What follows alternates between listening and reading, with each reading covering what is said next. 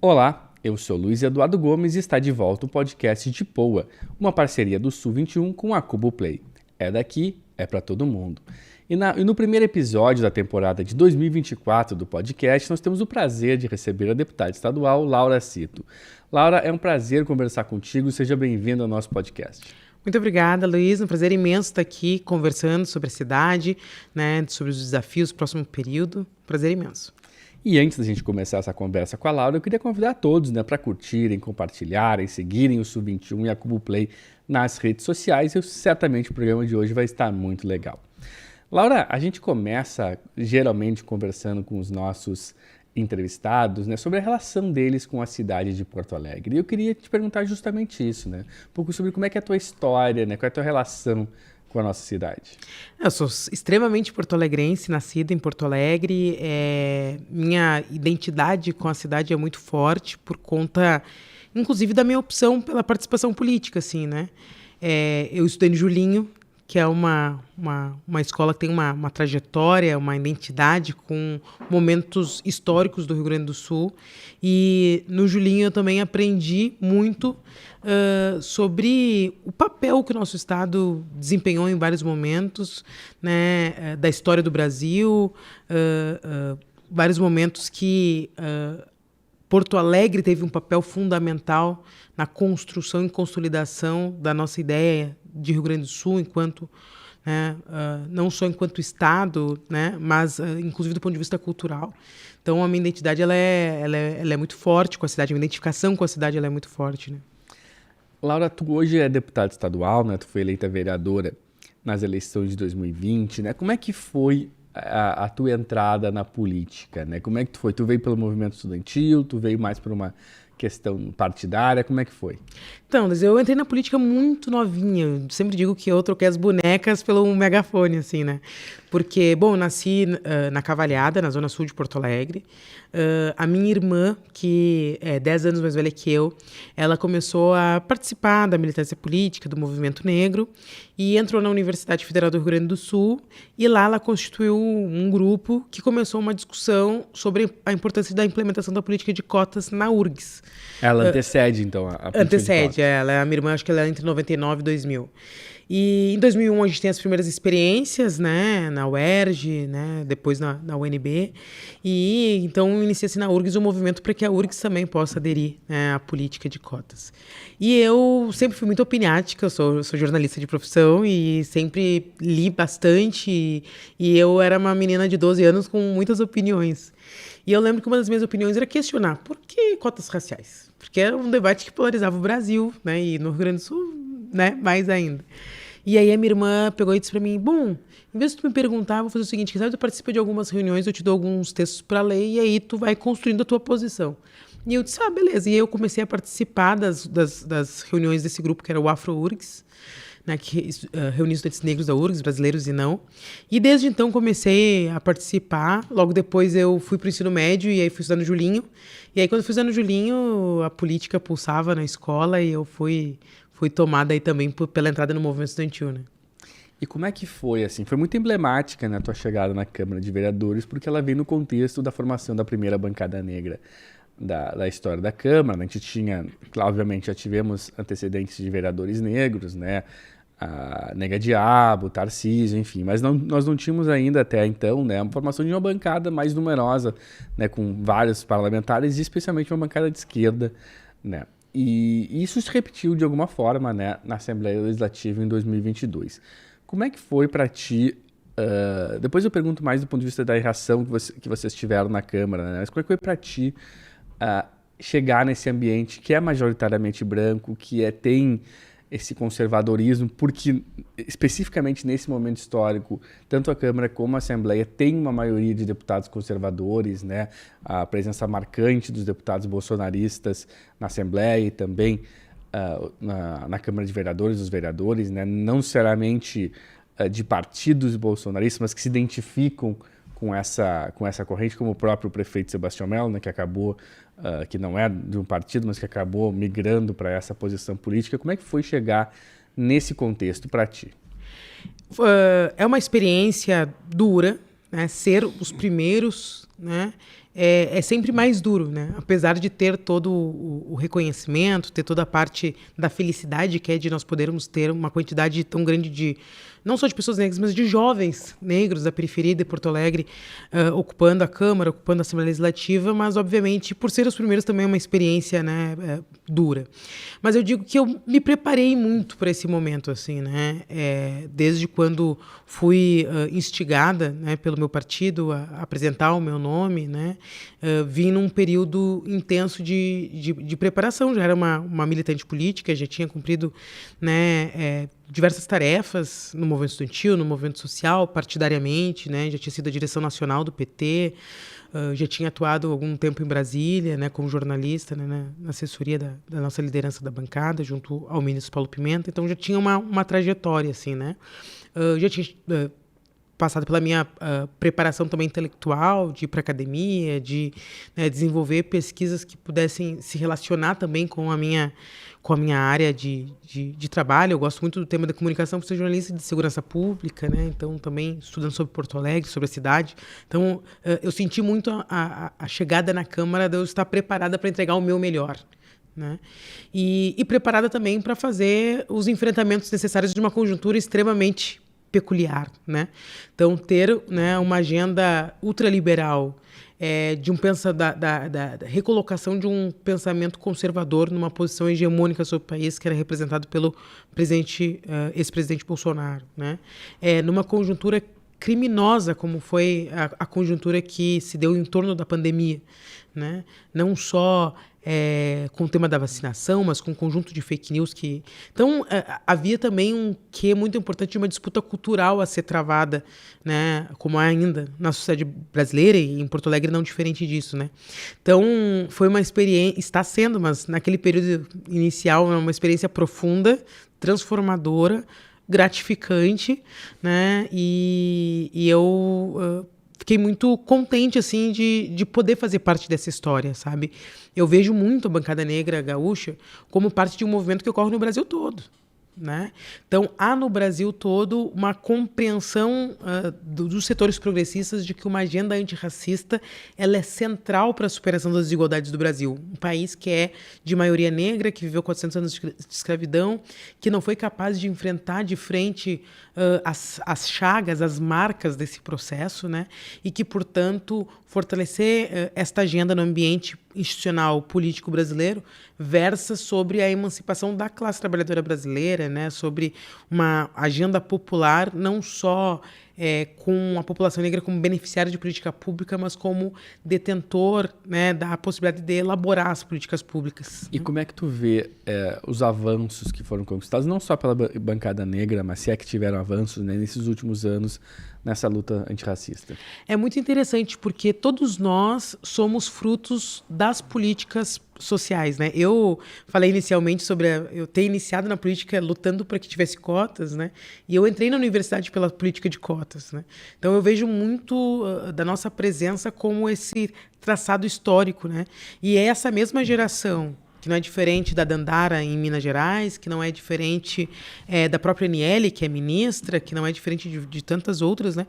Que nós podemos entrar na universidade, né? Retornar para as nossas comunidades com uma formação que também era capaz de provocar, e quando eu digo nós, não nós indivíduo, mas nós coletivamente, né?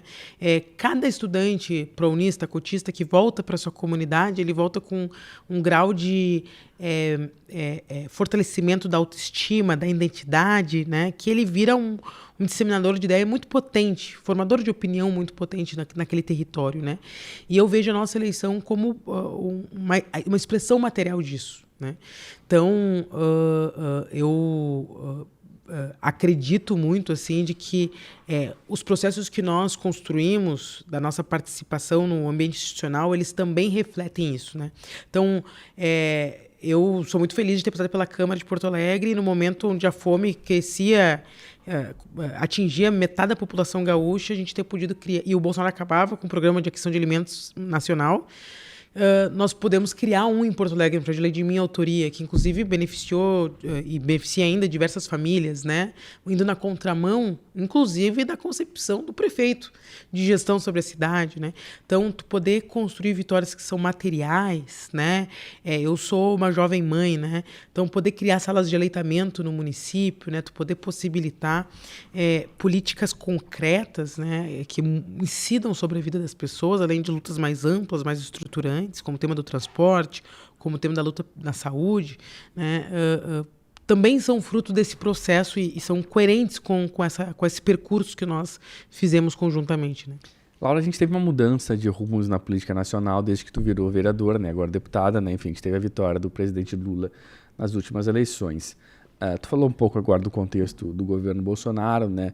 Como é que tu avalia esse primeiro ano do governo Lula nessa questão da pauta da agenda antirracista?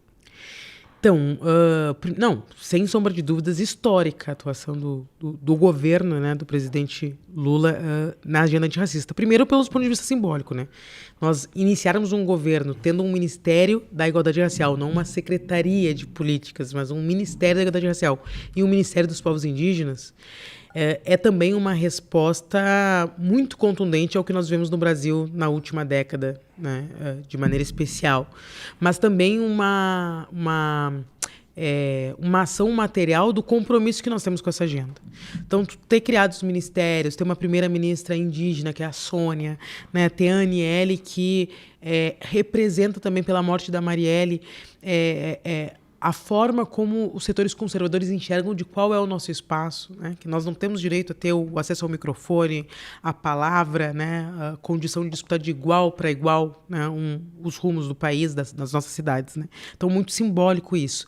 E a gente poder ter arrancado com a agenda dos povos indígenas, especialmente dos povos Yanomamis, e nós termos arrancado com a renovação da política de cotas, para mim elas já demonstram em um ano assim o quão central esta agenda é do governo, né?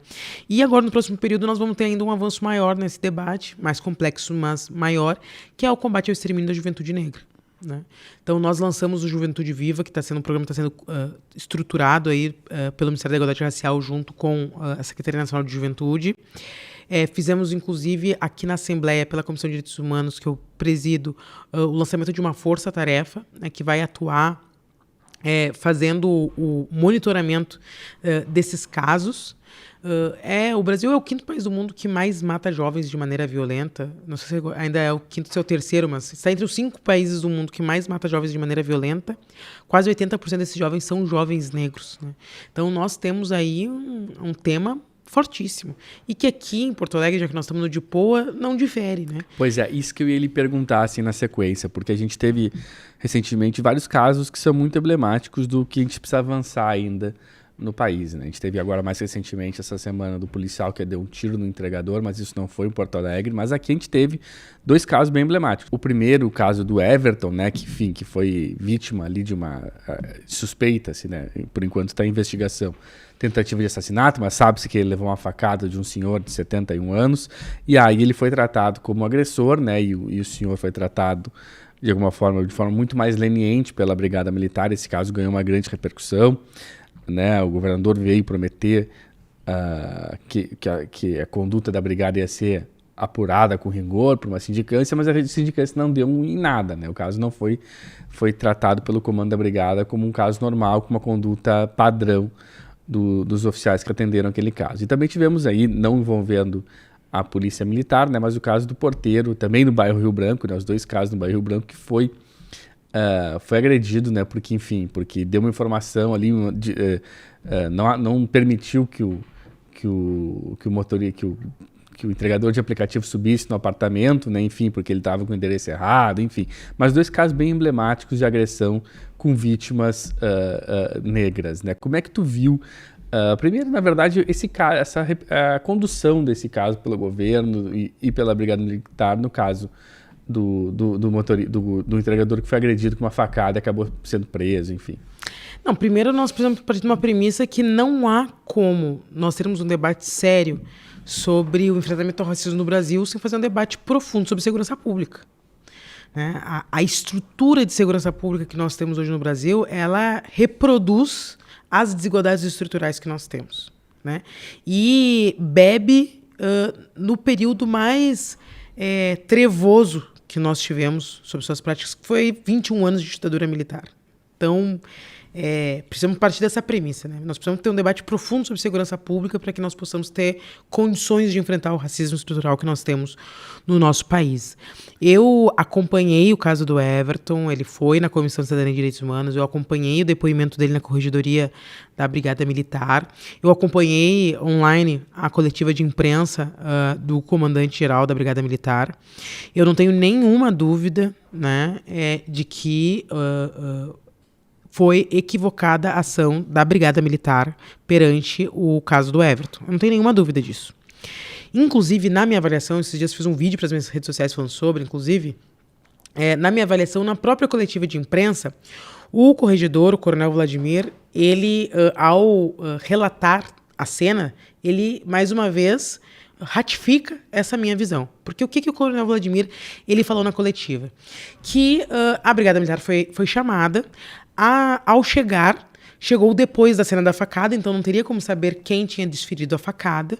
A brigada atuou para apaziguar os ânimos que estavam exaltados e tinham muitas pessoas em volta falando coisas variadas ali e causando uma certa perturbação. Então, o que a Brigada Militar fez foi conter a cena. Bom, essa foi a explicação do coronel Vladimir. Ok, mas o que isso significa? Isso significa que a brigada chegou lá sem ter a informação de quem tinha desferido a facada, pensou em apaziguar a situação e fez o quê? Deteve o Everton. Não o Sérgio. Tinham muitas pessoas em volta falando várias coisas mesmo. E o que essas pessoas falavam? Olha, vocês estão levando o cara errado. O cara que fez a facada foi o outro, não foi ele. Ao mesmo tempo, isso deu tempo do Sérgio rir, conversando com a policial, largar a faca, subir no apartamento para pegar a camisa. E o resultado objetivo é que o Everton saiu de lá no camburão e o seu Sérgio saiu no banco de trás no ar-condicionado. Então, assim, se isso não escracha um equívoco de processo, do método, do processo da Polícia Militar, eu não sei o que difere, né? Então, infelizmente, aqui é um outro debate que nós abriríamos, mas eu tenho um questionamento, inclusive, sobre a importância de um tribunal militar. Né? Então, assim, a polícia investigou a polícia e decidiu que a polícia não tinha feito nada errado. Tu acha que é por isso que é tão difícil a gente ter mudanças nesse tipo de abordagem, nesse tipo de conduta? Com certeza. Nós fizemos há alguns meses atrás, em novembro, uma audiência pública na Assembleia que já convidamos a ministra Aniele para que nós façamos, com a presença dela novamente, um debate sobre letramento racial para as polícias, né? Inclusive, o coronel Vladimir estava na nossa reunião. E debateu de maneira muito respeitosa, muito qualificada, inclusive, o tema, né? Com muita seriedade ele debateu sobre o tema.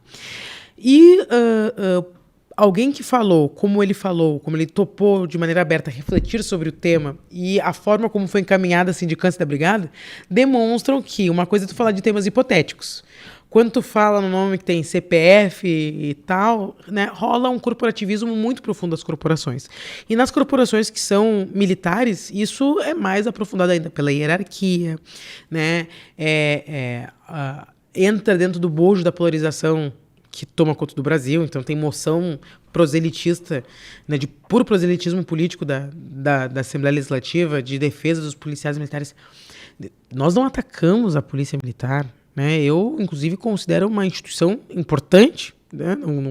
Ninguém defende a abolição da polícia, pelo menos no momento que nós vivemos agora. Há quem faça do ponto de vista do debate, né, jurídico, um debate mais avançado sobre isso, mas no atual momento não há nenhum questionamento sobre a existência da Polícia Militar.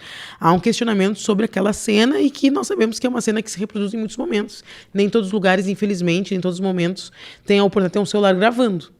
Né? Então nós precisamos apurar isso. Teve uma pesquisa que saiu no início do ano passado, do escritório da ONU, que mostra que mais de 70% das abordagens policiais na região metropolitana de Porto Alegre são de jovens negros tatuados. Bom, nós temos uma questão aí. E aí o comandante-geral da brigada, o coronel Fioli, ele, ao ser questionado sobre essa pesquisa, ele diz assim, isso é mentira. Porque 60% das apreensões que nós fazemos na região metropolitana são de pessoas brancas. Então, não há racismo. Não é verdade isso. Aí eu fico pensando, mas as pessoas negras são 20%. Então, de qualquer forma, né, 40% são de pessoas negras. Bom, então há igual uma desproporção. Isso significa que estão prendendo vários inocentes? Não estão afirmando isso, não sabemos o que é exatamente. Por isso que nós precisamos tratar, né, se há uma disparidade tão grande na representação, para que nós possamos tratar adequadamente de reverter isso, porque isso demonstra que há uma política de encarceramento, né, majorada sobre a população negra. Isso precisa ser tratado do ponto de vista das políticas públicas, inclusive de talvez poder trabalhar não só sobre a ação da Polícia Militar, mas também das políticas, né, sociais que possam fazer com que a vida dessa juventude tenha outras possibilidades, né, outras histórias a serem contadas, né? Deputada, chegando a Porto Alegre agora, claro que todos esses fatos que a gente comentou até agora envolvem a cidade de Porto Alegre, né? Mas falando de questões mais políticas da política municipal, a gente teve recentemente o anúncio do PSOL, né, de apoio à candidatura, à pré-candidatura no momento, da deputada federal Maria do Rosário, né, que é a representante até o momento indicada pelo PT para disputar a prefeitura de Porto Alegre, né? E tu, como presidente municipal do Partido dos Trabalhadores, né, esteve envolvido nessas negociações, né? Como é que está o cenário por parte do Partido dos Trabalhadores para a disputa da prefeitura de Porto Alegre? O nome da Maria do Rosário já é definitivo? Como é que estão as conversas? Então, primeiro, todos os casos que nós estávamos falando de racismo envolvem Porto Alegre, porque também há um porquê, né? Porto Alegre é uma das capitais mais segregadas racialmente do Brasil, né? Então nós também temos um componente de tensão racial que é expresso numa cidade onde a população negra está majoritariamente concentrada em 8 bairros, né, que são os bairros que têm a maior dificuldade de acesso a políticas sociais, a equipamentos públicos, né, a bens e serviços. Bom, então o debate racial ele também é estrutural de uma agenda sobre Porto Alegre, sobre o desenvolvimento da cidade, né? Então, não seria diferente, né, esses casos. Sobre as eleições municipais, nós estamos muito felizes com o que nós estamos construindo aqui em Porto Alegre, né? A gente passou por diversas eleições onde o chamado à unidade da esquerda, ele era sempre colocado na mesa, mas com dificuldade de se concretizar de maneira material. Isso fez em vários momentos, mas não por falta de esforços de várias partes, mas por dificuldades diversas de se materializar. Isso fez com que, em vários momentos, nós atrasássemos muito para definir nossas táticas eleitorais pela tentativa de concertação política. E hoje, em 2024, nós temos a possibilidade de iniciar o ano já com a unidade muito costurada, né? Então, além da nossa federação, PT, PCdoB e PV, né, já um diálogo com uma aliança, né, já firmada com a Federação PSOL e Rede, né? Então, a aprovação do PSOL no seu diretório de retirar o nome da Luciana e de aprovar um apoio ao nome da Maria do Rosário, né, consolida essa nossa aliança, né? Claro que agora tem ainda o processo de nós oficializarmos isso na nossa federação, estamos em diálogos com o PV, com o PCdoB, para que possamos, ao longo do mês de março, também fazer a oficialização na nossa federação, mas está tudo muito encaminhado para que nós possamos ter uma unidade histórica. Lembremos que nós e o PSOL nunca estivemos juntos numa eleição em Porto Alegre, né? Eles tiveram candidatura em 2008 com a Luciana, em 2012 com o Roberto, em 2016 com a Luciana, em 2020 com a Fernanda. Daí estivemos juntos no segundo turno, né, apoiando a Manuela, do PCdoB, e agora podemos estar juntos já desde o primeiro turno, né? E temos ainda feito um diálogo muito intenso com o PDT e com o PSB, né, para que nós possamos construir as condições de estar juntos. Não sabemos ainda se teremos essas condições de estar juntos no primeiro turno, mas se tivermos juntos ainda seria mais histórico ainda, porque nós e o PDT, por exemplo, nunca estivemos juntos em Porto Alegre numa eleição, né? Isso porque no final dos anos 90 e nos anos 80, final dos anos 80 e nos anos 90 nós polarizávamos, né, uma posição em Porto Alegre e no Rio Grande, né? Tanto que Colares foi sucedido pelo Olívio, né? Então tínhamos essa tensão. E depois por outras variáveis, né, outras alianças que ocorreram a posterior disso. Então nós estamos caminhando para uma arrancada virtuosa. Nossa pré-candidata é a deputada Maria do Rosário, né, ex-ministra, já concorreu a prefeita, foi muito bem na sua eleição, inclusive no segundo turno com o Fogaça na época, né? E então nós estamos muito, muito contentes, assim, ao que nós apuramos, as nossas pesquisas, as pesquisas que foram vinculadas, né? Uma candidatura extremamente competitiva, né? Mas será uma eleição peleada, como não poderia ser diferente em Porto Alegre. Né? Pois é. Por que vocês acreditam, se é que acreditam, né? Mas eu imagino que acreditem, que essa eleição vai ser diferente das últimas cinco, né? 2004, 2008, 2002, 2016, 2020, que a esquerda perdeu em Porto Alegre. Por que dessa vez pode ser diferente? Primeiro, ela pode ser diferente porque o projeto deles chegou no esgotamento. Né? Eu sintetizaria os 20 anos onde o PMDB estrutura uma agenda em Porto Alegre de desenvolvimento, né? Ainda que ela já tenha tido momentos mais progressistas, como quando era com a aliança com o PDT e o Fortunati era o prefeito, ainda que em momentos que eles estivessem mais ou menos na oposição, como foi no governo Marquesan, mas a lógica de desenvolvimento da cidade se mantinha a mesma. É um consórcio de partidos de direita que trocam a cabeça, mas é o mesmo ali, a base de apoio é sempre a mesma. Como eles gostam de dizer, é a agenda do Parcão sobre a cidade, né? Então, é uma visão de desenvolvimento de Porto Alegre calcada na exclusão social. Eu sintetizaria dessa forma, né? Porque eles têm uma visão de desenvolvimento da cidade, mas que é uma visão de desenvolvimento da cidade que exclui a maior parte da cidade, que entrega o filé da cidade para especulação imobiliária, né? Que desarranja a participação social com a destruição do que é o orçamento participativo, do que foi o orçamento participativo, né? Com ataques sistemáticos às políticas educacionais. Então, a rede municipal de Porto Alegre, que já foi a excelência para o Brasil em educação pública, se mantém porque seus profissionais são extremamente compromissados com ela, né? Mas há um ataque sistemático por parte da administração municipal à rede, né? Há um avanço no desmonte da saúde pública no município de Porto Alegre, iniciada lá no governo Fogaça, né, e que vem se aprofundando ao longo do último período, mas que chega no esgotamento que a população ela não aguenta mais, né? E acho que o último temporal deixou isso escrachado. E combinado a isso, há uma geração que só viveu isso e que quer viver outra coisa. Eu faço parte dessa geração, né? Eu tenho 32 anos. Eu ia dizer 31, já estou comendo um ano, né? 32 anos.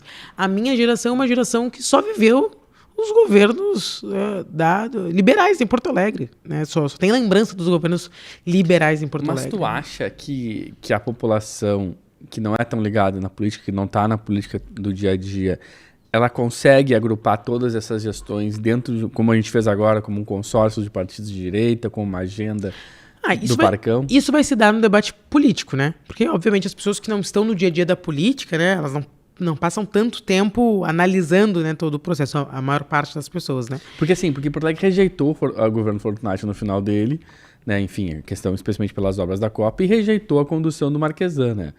Mas, de qualquer forma, isso permaneceu o mesmo grupo no poder, né? Porque política tem muito uma questão da pessoa, né? Muito, muito forte. Mas eu também vejo a eleição do Melo em 2020 com dois aspectos interessantes, né?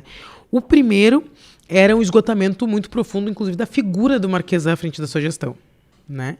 Então, mesmo setores mais conservadores que não apoiaram o Marquesan, não era porque achavam que a sua agenda estava equivocada, mas porque discordavam da sua forma de gestar, né? E o segundo, porque o povo porto-alegrense ficou com o sentimento de que se tivesse eleito o Melo, teria sido menos pior que o Marquesan. E aí, a eleição do Melo foi quase um pedido de desagravo, né, ao que foi produzido em 2016. Só que daí chegou o Melo 2.0, que não é mais o Melo que fazia a mediação, né, do bonachão, né, do chapéu de palha. Né, o chapéu de palha passou só a ser um instrumento para os vídeos do YouTube. Mas o Melo do dia a dia é o Melo do Ricardo Gomes, né? É o Melo que destrói os espaços públicos, que não deixa a gurizada poder ter um espaço para poder curtir, que é violento com a brigada militar, com a guarda municipal transformando numa guarda pretoriana, né? É o Melo que desestruturou as unidades básicas de saúde, com o avanço da terceirização, é o Melo da corrupção na educação. Então, é um Melo que parece menos sensível às causas populares. Então, também vai ser, em 2024, também, além do balanço dos 20 anos, vai ser um balanço de, o Melo, ele me enganou, né? Eu comprei um Melo e levei outro Melo do que eu pensava, né? Quem está mais no dia a dia da política sabe que o Melo sempre teve esses compromissos, né? Mas realmente nessa gestão é uma radicalizada, né? E a sua opção pelo bolsonarismo, que ele vai tentar disfarçar nas eleições de 2024, foi também uma opção de consolidar a aliança com esses setores antipovo, né? E não sei como é que ele vai se limpar disso, porque esse pessoal tá agarradinho ali com ele e ele não vai ter como dizer que ele não estava por aí entre o elétrico pedindo voto no Onyx e no Bolsonaro, né? Pois é, eu queria lhe fazer uma pergunta mais pra frente, mas vou aproveitar agora, porque assim, a Maria do Rosário, né, ela é deputada de 5, 6 mandatos federais, né? E ela foi, digamos assim, o paciente 1 do ódio bolsonarista, né? O Bolsonaro, ele se criou, né, com essas agendas de ódio contra várias minorias, né? Enfim, se eu não me engano, no início era principalmente aquela questão dele, se eu tivesse um filho gay, não sei o que, ia dar um tiro, enfim. E a Maria do Rosário era a pessoa que ele identificou como inimiga dele, né? Enfim, o caso do Chimbinha, se eu não me engano, foi que eles tiveram aquela discussão, sim, aquela frase dele que eu não vou repetir agora, né? Mas enfim, o nosso ouvinte sabe do que a gente está falando, né? E por mais que eu acho que o Melo tente não partir para esse tipo de ataque contra a Maria do Rosário, eu tenho certeza que os aliados dele não vão conseguir se controlar, né? Os Bibo Nunes da vida que aprontaram na campanha contra a Manuela, né? Que passava o caminhão de som dizendo que Porto Alegrense ia comer cachorro, né? Eu tenho certeza que eles não vão conseguir se controlar, eles vão falar um monte de absurdos, né, durante a campanha, porque faz parte da índole deles. Eu acho que de alguma forma a Maria do Rosário desperta isso neles, né? Como é que o PT já está lidando tá prevendo, se é que já está prevendo isso, como é que tu imagina que esse componente vai entrar na campanha? Porque se o bolsonarismo não vai estar presente oficialmente, ele esse por baixo todo, ele vai entrar muito na campanha. Não, nós não temos nenhuma dúvida de que o gabinete do ódio, né, ele vai atuar nas eleições como atuou em 2020. A rejeição que eles tentam constituir, baseada em diversas fake news contra a Rosário, não é diferente das que eles tentam construir sobre todas as figuras grandes da esquerda, né? Foi assim na reeleição do Tarso, em 2014, né? Lembremos dos últimos programas de TV da direita, né? De que eles vão destruir o Rio Grande, enfim, né? Não foi diferente na campanha da Manuela, em 2020. Se fosse a Luciana candidata, não seria diferente. Prova disso é a perseguição que ela, o Pedro Rua, estamos sofrendo por defender a causa palestina. Então, a atuação deles, a sistemática, ela é a mesma, né? Nós temos certeza que como é que nós podemos vencer, né, essa narrativa? Enfrentando essa narrativa, né? Nós acreditamos que acreditar que recuar, né, para ter talvez alguém menos conhecido ou para tentar fugir, não adianta, porque daí eles vão também daí eles vão só jogar a artilharia deles sobre essa nova pessoa, né? Então nós precisamos enfrentar essa narrativa com verdade, com trabalho de base, com militância, com presença nas redes sociais, né? E tendo uma narrativa assertiva sobre o que eles representam, né? O resultado do presidente Lula em Porto Alegre nos enche de esperança, obviamente, né? Lógico que nós sabemos que o presidente Lula tem uma dimensão maior que qualquer figura de esquerda que nós tenhamos em Porto Alegre. Talvez o mais próximo dessa representação seria o Olívio, né? Dessa representação em Porto Alegre hoje, né? Mas o presidente Lula ter feito 51% no primeiro turno e 54% no segundo turno nos demonstram que Porto Alegre tem hoje uma maioria progressista, né? E que quem vai definir essa eleição é esse cidadão médio, digamos assim, né? Que pode ter votado no Bolsonaro em 2018, mas que votou no Lula em 2022, né? Que já pode ter votado na Dilma em 2010, mas que não votou em 2014. Esse cidadão médio que nós vamos disputar, e esse cidadão médio que o Melo vai dizer que, na verdade, sempre foi favorável à vacina e à ciência, né? E aí vai ser da disputa política, do debate político, né? Uma crítica que se tem feito, que se faz, na verdade, aos partidos de esquerda há muito tempo, né? É a questão da dificuldade de renovação dos nomes, especialmente para as chapas majoritárias, né? Como é que tu vê essa crítica nesse momento, uma vez que a deputada Maria do Rosário, na verdade, ela já é bastante conhecida, e como eu disse, até pelo menos 5º ou 6º mandato como deputada federal, e sabendo, né, que, por exemplo, a gente teve como um dos principais movimentos políticos aqui no estado pela esquerda a questão da bancada negra. Não, então, eu, obviamente, inclusive por fazer parte desse movimento de transição geracional, eu acho um debate não só legítimo, como necessário, né? E, inclusive, fortaleço ele dentro do PT, né? Por exemplo, né?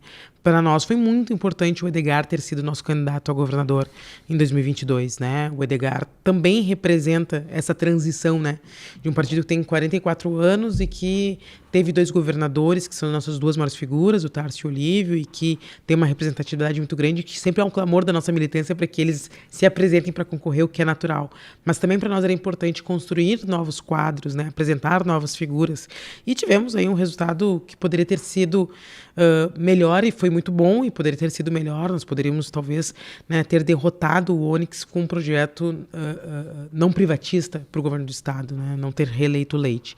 Então, isso é a prova de que o processo de transição ele é um processo necessário. Em Porto Alegre, a deputada Maria Rosário nunca teve a oportunidade de governar Porto Alegre, né? E ela se apresentou nesse momento com muita humildade, a partir de um cenário onde a Manuela disse que não colocaria o nome à disposição, né? Não se apresentaria para concorrer.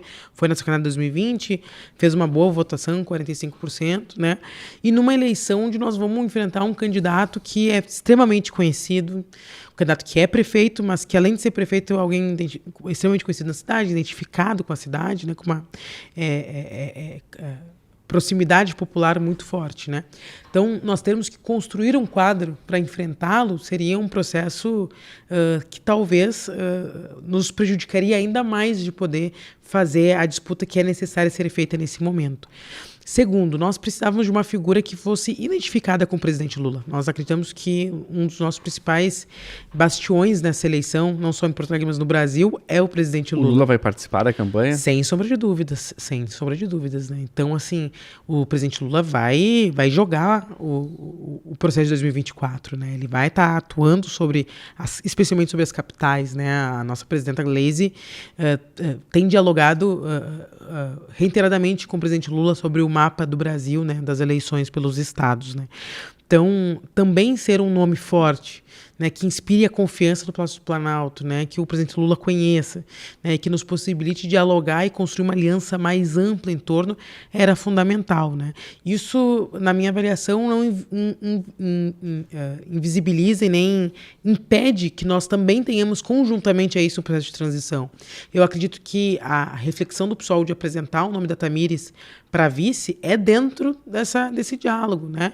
Uma jovem, negra, sindicalista, que também representa esse movimento, né? De certa forma, para poder contemplar, compor, né? Esse processo. Então, eu acredito que nós estamos conseguindo caminhar de uma forma que nós consigamos combinar todas as coisas. E tu acha que essa chapa, uma eventual chapa, vai conseguir, digamos assim, mobilizar esses segmentos da sociedade que de alguma forma, se não é que não votavam na esquerda antes, mas que se engajaram mais nas eleições parlamentares da bancada negra? Tu acha que esse movimento vai conseguir trazer esse engajamento para a chapa da Tamires e da Maria do Rosário? Bom, nosso papel enquanto bancada negra é atuar fortemente para construir isso, né? Eu tenho conversado muito com todos os companheiros da bancada negra e todo mundo está compromissado de estar no processo eleitoral, né? Independentemente de posições que possamos ter tido divergentes sobre a forma de tática de construção da chapa, não há nenhuma dúvida sobre nenhum de nós de que derrotar o Melo é central, não só para o nosso campo, mas para a cidade, né? E todos nós estaremos na linha de frente da campanha, né, para construir isso, né? Essa frase eu ouvi da Bruna, do Matheus, da Dayana, da Karen, né? Então, assim, da Reginete. Então, nós temos esse compromisso muito claro para todos nós, né? E vamos estar atuando fortemente nisso. Então, o eleitor que depositou em nós a confiança, né, da transição, da representação do debate racial, terá nós também na linha de frente desse processo, né? Laura, tu falou nessa questão do apartheid social já algumas perguntas atrás, e eu acho que eu já refleti muito sobre esse tema, essa expressão, porque eu acho que o porto-alegrense, e aí eu vou falar como homem branco, né? Enfim, ele não se dá conta porque ele não vê a cidade do jeito que ela é. sabe? Ele passa, né, os bairros de classe média alta, né, sempre eles têm do lado uma comunidade, não periférica, porque, enfim, periférica em termos geográficos, né, mas uma comunidade mais vulnerável, só que Porto Alegre foi construída de um jeito que essas comunidades elas são escondidas, né? A gente tem um exemplo mais evidente disso, na minha avaliação, é a Vila Qued, né, que do lado daqueles condomínios e prédios de milhões tem um quilombo ali que luta de forma brava para conseguir permanecer, né, onde está, né, ali próximo ao talvez a maior ironia de todas, né, ao lado do Country Club, né, de Porto Alegre, né, onde as pessoas jogam golfe, onde a classe alta joga golfe, e também, não ironicamente, né, a Vila Qued, que é o nome das pessoas que, né, daquele trabalhador, né, daquele funcionário do Country Club que leva os tacos de golfe, né, que foram as pessoas que, né, porque os trabalhadores da comunidade são aqueles que formam também a comunidade, né, mas isso se repete ao longo da cidade inteira, né? Nós temos, por exemplo, a Vila Cruzeiro, né, que é gigantesca, né, e ela está entre duas avenidas, né? A pessoa pode viver a vida inteira morando na Zona Sul de Porto Alegre e nunca ter passado por dentro da Cruzeiro, se nunca pegou o T3 ou o T4, enfim. Claro, a gente tem as comunidades mais periféricas, né, enfim, Sarandi, Rubem Berta, né, Lomba do Pinheiro, né, que, enfim, que aí são de fato mais afastadas, né, mas tivemos a Vila dos Papeleiros aqui no centro, enfim. Nós temos vilas espalhadas por toda a cidade, né, como eu disse, lá de todo o bairro de classe média tem alguma área mais popular, né. Só que o Porto Alegre não se faz... esse discurso da apartheid social ele veio muito com a bancada negra, mas ele não está presente no dia a dia da cidade. Ele não está na discussão das rádios, essa questão de tu ter que fazer esse enfrentamento, essa divisão da cidade, né? Porque tu não vai enfrentar a questão da desigualdade social se não enfrentar também essa desigualdade geográfica, essa separação que se criou, não em muros, né? Ninguém é obrigado a ficar nos bairros que eles estão, mas a gente sabe que, por exemplo, o preço da moradia é o impeditivo, né? Hoje tu vai olhar um apartamento, né, na cidade formal constituída de um bairro de classe média, mesmo longe do centro, vamos pegar, por exemplo, o Nonoai, tu não sai por menos de 400, 500 mil apartamento de 2 quartos, ou lá eu falo mais da Zona Sul porque eu conheço melhor. Sim. Eu sempre morei na Zona Sul, na Zona Norte, mas também ali na Zona Norte mais caro, Jardim Lindóia, né, enfim, são bairros que não são bairros de elite, mas mesmo assim é um valor muito elevado, né, para o trabalhador que ganha o salário mínimo, isso são décadas de trabalho para ele conseguir pagar, se ele pagasse o salário inteiro dele. Então, enfim, alguns conseguem, né, com financiamento de 30 anos, né, mas com muita dificuldade se consegue essa ascensão e furar essa barreira imaginária, que na verdade é uma barreira quase real, né, que cria esse afastamento entre a população branca e a população negra da cidade. Como é que se traz esse tema? Fiz todo esse preâmbulo para te perguntar isso, porque esse eu acho que é um tema importante, ainda mais quando a gente está discutindo o governo Mello, né, que foi um governo que tocou uma agenda muito forte das construtoras, e o que a gente vê hoje pela cidade é justamente isso, né? São prédios de 1, 2, 3, com apartamentos de 1, 2, 3 milhões sendo construídos, da Melnick, né, enfim, da Maiojama, dessas grandes construtoras, mas esse tipo de construção tem a prioridade do atual governo. Um exemplo mais emblemático ali é o Golden Lake, né, um bairro privado na Orla do Guaíba. Quando a gente precisa, né, na cidade, para enfrentar o déficit habitacional, construir apartamentos de baixa renda, de média renda que seja, né, mas essa discussão não consegue furar a bolha, porque temos que promover a construção civil. Isso aqui é uma construção civil para um tipo muito específico de morador. Não é nem o branco médio da cidade que consegue morar, é o 1% que está sendo contemplado nesse projeto de cidade. Mas como é que se traz essa discussão de que existe essa separação, que ela é real, né? Que ela, apesar de não estar entre muros, ela acontece, existe uma cidade que é inacessível para a população negra. Como é que isso traz para a campanha, para o debate político? Então, a segregação socioespacial da cidade ela é muito profunda e, pela geografia de Porto Alegre, ela causa exatamente o efeito que tu descreveu, né? Eu, na minha campanha de vereadora, sempre dizia que existe muitas Porto Alegres entre a Restinga e a Bela Vista, né? E Porto Alegre tem uma dinâmica interessante, entre aspas, assim, né? Que é possível tu viver uma vida inteira aqui e tu nunca nunca conviver em nenhum espaço com alguém, né, da elite de Porto Alegre. A não ser que tu trabalhe na casa deles. Senão tu pode viver uma vida inteira e nunca... Sim, nem sabe que existe gente que tem rica, assim, né? Então, assim, isso é muito louco tu pensar, né? Se ela pega o Rio de Janeiro, né, que tem um conflito muito grande, mas as pessoas, elas circulam de uma forma, pela questão especialmente da praia, né? Circulam de uma forma que quem é muito rico vê os pobres passando e quem é muito pobre tem que passar pela casa dos ricos para, né, chegar muitas vezes à praia ou ao trabalho, né? Porto Alegre é possível tu jamais chegar perto, pela forma da geografia da cidade, né? Eu brinco que bom, sou filha de uma trabalhadora doméstica, mãe solo, né? E eu brinco que eu não fazia ideia que tinha tanta gente rica em Porto Alegre até virar vereadora. Porque quando eu vi aqueles projetos sendo aprovados, né? E o Melo foi um dos prefeitos que mais aprovou projetos na Câmara, né? A maior parte deles voltados aos interesses da especulação imobiliária. Especialmente no início do mandato dele. Especialmente no início do mandato.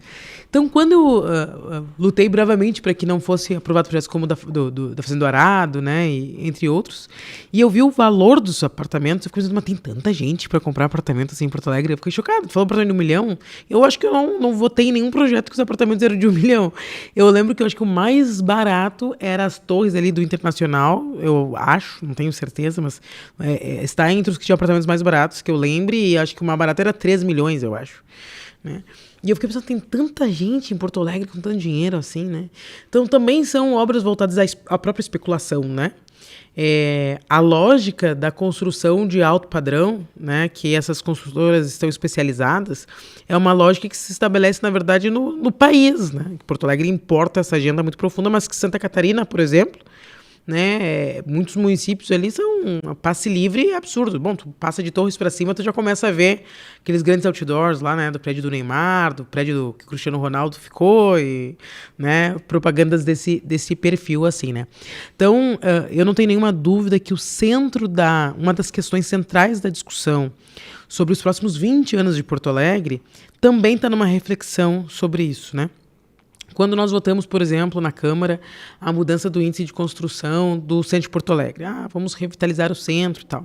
Além de o projeto deles, na minha avaliação, né, ser uma proposta, por isso inteiro ali, praticamente inexequível, que eles apresentam, a parte que é execuível é só a parte que interessa à especulação imobiliária, né? O centro de Porto Alegre, eles não estão equivocados em fazer um debate, uma reflexão que eu acho que é válida, né, sobre a importância da verticalização da cidade, do ponto de vista, inclusive, de conseguir dar acesso mais a serviços. É um debate válido, mas a lógica que eles apresentam esse debate não é do ponto de vista de beneficiar o déficit habitacional que tem em Porto Alegre.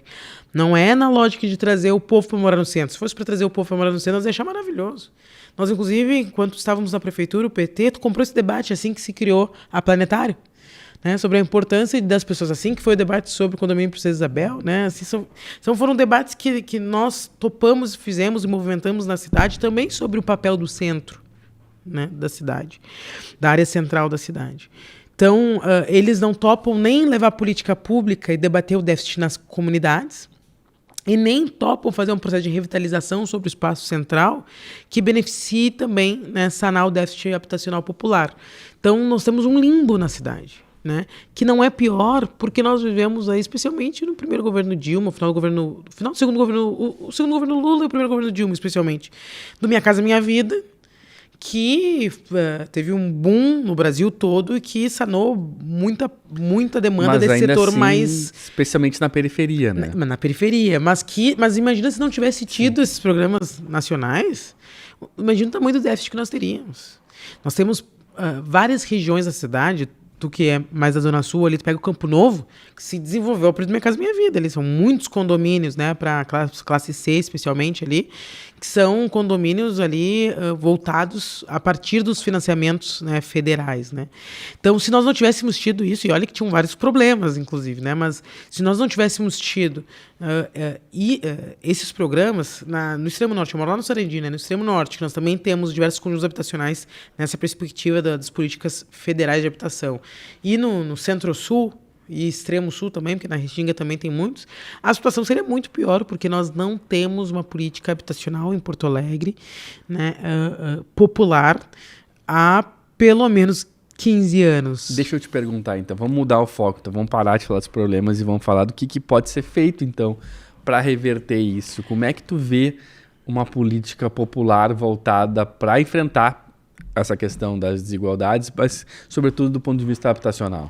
Sim, nós temos, acho que, dois temas bem profundos assim a tratar que se relacionam com esse. Um é sobre a própria questão de sanar o próprio déficit habitacional, regularização de áreas, né?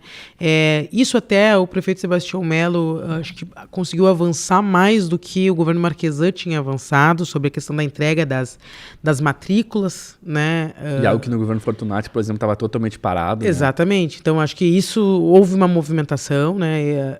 Até participei de alguns processos, por emenda parlamentar em alguns territórios, consegui ajudar com emendas, lá no próprio bairro onde eu moro, né, o Sarandi, que tem 60 mil habitantes, né, ali na Vila Minuano, faltava um estudo técnico para as pessoas poderem, né, ter o acesso ao seu...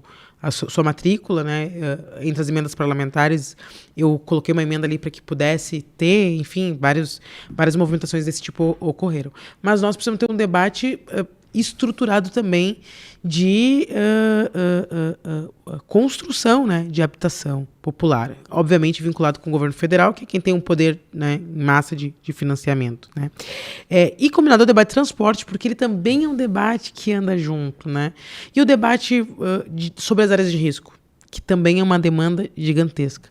Vou pegar um território que exemplifica muito para mim isso, né, aquela região que eu chamo de quase o Vale Perdido, que eu morei por muitos anos ali, que é entre a Zona Sul e a Zona Leste, parte da Glória.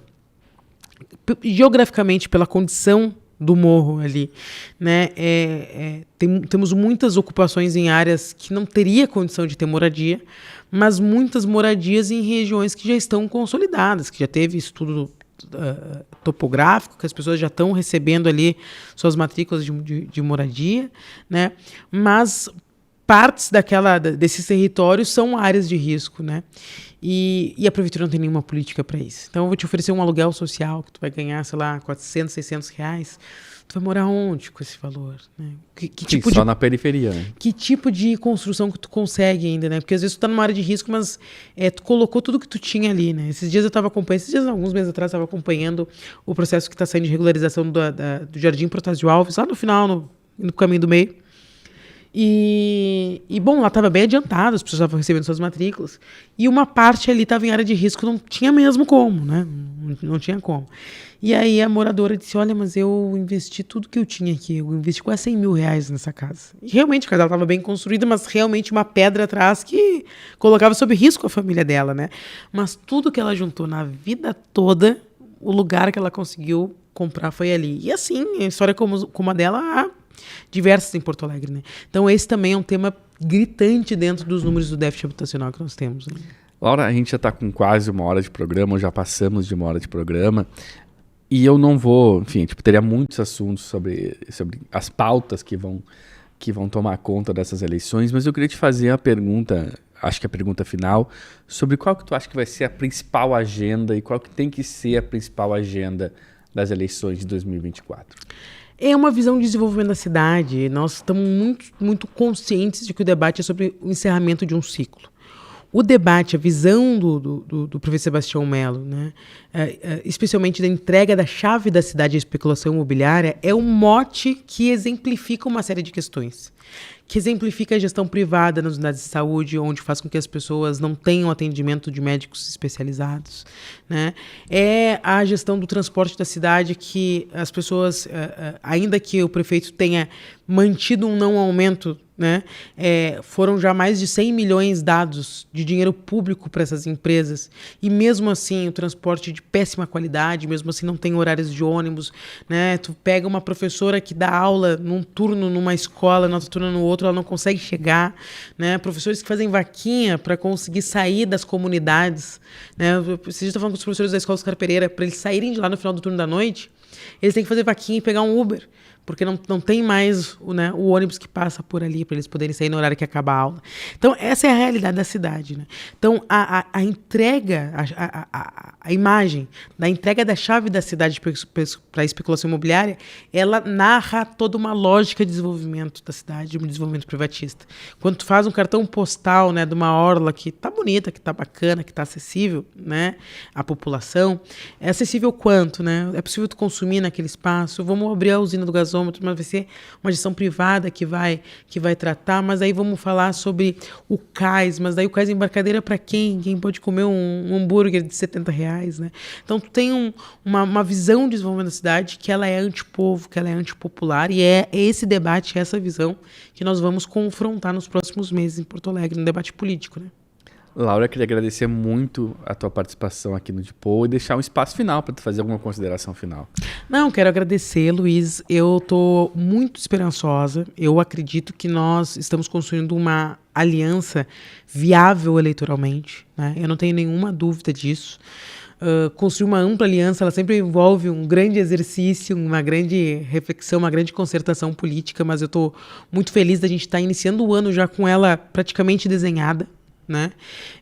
Nós queremos aí nos próximos meses intensificar um debate com a cidade, né? Intensificar uma confrontação sobre uma visão de desenvolvimento, uma confrontação sobre uma visão de aspecto cultural. Porto Alegre perdeu a sua integração enquanto cidade. Quando tu desmonta a participação popular, tu desmonta também a ideia de cidade, né, de pertencimento, né, a um ethos coletivo, né, do que é ser porto-alegrense, do que é ser a cidade da Força Social Mundial, do que é ser a cidade da participação popular, né? E nós queremos fazer essa confrontação, mas apontando para o futuro, né? Nós temos uma geração que é como a minha, que hoje presido, né, o maior partido de esquerda da cidade, que não conheceu as nossas gestões, né? Então, obviamente, nós temos um legado do que nós construímos em 16 anos, mas nós queremos fazer um debate sobre o futuro de Porto Alegre, né? E é isso que nós vamos destravar aí nos próximos meses. Perfeito. Muito obrigado pela presença e pela participação aqui no podcast, deputada estadual Laura Cito, mas nosso agradecimento é especial para você que esteve mais uma vez na audiência do nosso programa. O Dipô vai ficando por aqui, mas eu sempre convido a todos a curtirem, compartilharem, seguirem o Sul 21 e a Cubo Play em todas as plataformas. Um abraço a todos e até o próximo programa.